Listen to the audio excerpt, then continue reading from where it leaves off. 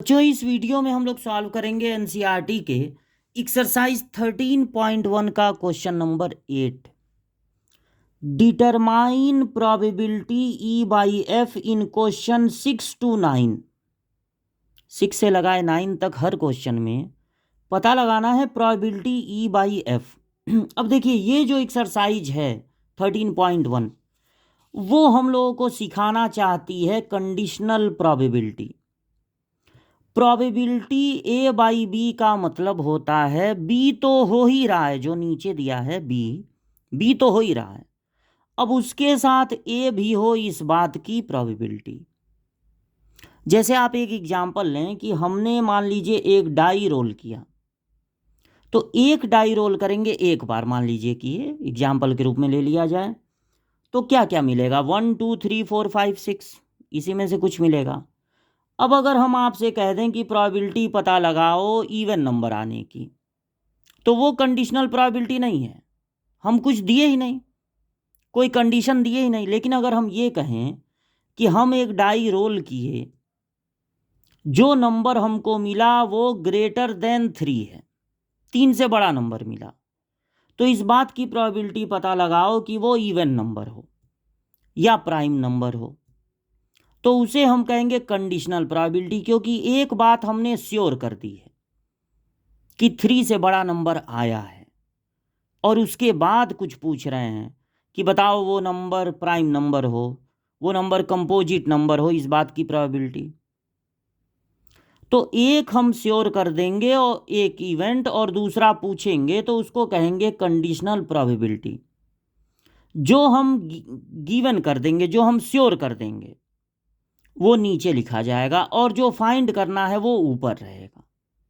तो probability A by B का मतलब होगा बी तो हो ही रहा है, बी तो हो ही रहा है, उसके साथ ए भी हो इस बात की प्रोबेबिलिटी। और इसका फार्मूला होता है नीचे की प्रोबेबिलिटी नीचे और दोनों के इंटरसेक्शन की प्रोबेबिलिटी ऊपर। ठीक इसी तरह से प्रोबेबिलिटी बी बाई ए का मतलब होगा ए तो हो ही रहा है, इस बात की प्रोबेबिलिटी कि उसके साथ बी भी हो, तो हो जाएगा नीचे की प्रोबेबिलिटी नीचे और दोनों के इंटरसेक्शन की प्रोबेबिलिटी ऊपर। अब यहां पता लगाना है प्रोबेबिलिटी ई बाई एफ, तो प्रोबेबिलिटी ई बाई एफ का मतलब होगा एफ तो हो ही रहा है, उसके साथ ई भी हो इस बात की प्रोबेबिलिटी। तो इसका फार्मूला होगा नीचे की प्रोबेबिलिटी नीचे और दोनों के इंटरसेक्शन की प्रोबेबिलिटी ऊपर। इसी फार्मूले से हम निकालेंगे प्रोबेबिलिटी ई बाई एफ। अब क्वेश्चन नंबर 8 में है अ डाई इज थ्रोन 3 टाइम्स। ये तो बहुत ज़्यादा हो गया, एक डाई को आप 3 बार थ्रो कर दिए हैं, तो पहली बार में 1 से 6 तक जो मन करेगा वो आएगा, दूसरी बार में 1 से 6 तक में पता नहीं क्या आएगा, तीसरी बार में भी 1 से 6 तक में पता नहीं क्या आएगा। तो जब हमें प्रोबेबिलिटी ई बाई एफ कोई इवेंट दे दिया जाएगा, तो सबसे पहले हम लोगों को लिखना होगा सैंपल स्पेस। अब अगर मान लीजिए बहुत ज़्यादा, इसी को कहते हैं टोटल आउटकम्स। अब मान लीजिए बहुत ज़्यादा 3 बार डाई को थ्रो कर दिया गया, तो उतना लिख पाना पॉसिबल तो है, लेकिन आप लिखेंगे बहुत टाइम लगेगा, उसको लिखना नहीं है। थोड़ा सा हम लोग यहाँ पर परम्यूटेशन का यूज करेंगे, जो 11th क्लास में पढ़े थे। देखिए, एक बार फेंके, दूसरी बार फेंके, तीसरी बार फेंके, तो पहली बार में 1 से लगाए 6 तक में कुछ भी आएगा, मतलब टोटल ऑप्शन 6 हैं, 6 में से कुछ भी आएगा, 1 2 3 4 5 6। दूसरी बार भी 6, तीसरी बार भी 6, यानी टोटल आउटकम्स में 6 का 3 टाइम्स इंटू 216 आउटकम्स मिलेंगे। अब नोट किया जाए कि इवेंट ई क्या है। इवेंट ई है 4 अपीयर ऑन थर्ड टॉस, यानी पहली बार में जो मन करे वो आए, दूसरी बार में जो मन करे वो आए, लेकिन तीसरे टॉस पर 4 ही आना चाहिए। तो इसके लिए नंबर ऑफ ऑप्शन है 6, 1 2 3 4 5 6 में जो मन करे वो आए। इसके लिए भी 6 ऑप्शन है, ये फिक्स नहीं है, यहाँ पर 4 ही आया है, मतलब इसके लिए एक ही ऑप्शन है 4। तो ये हो जाएगा 36, यानी ई में कितने एलिमेंट होंगे 36। और एफ क्या होगा, एफ होगा 6 and 5 appear respectively on first two toss. Respectively मतलब पहली बार में 6 ही आया हो, दूसरी बार में 5 ही आया हो, तीसरा फिक्स नहीं है, जो मन करे वो आए।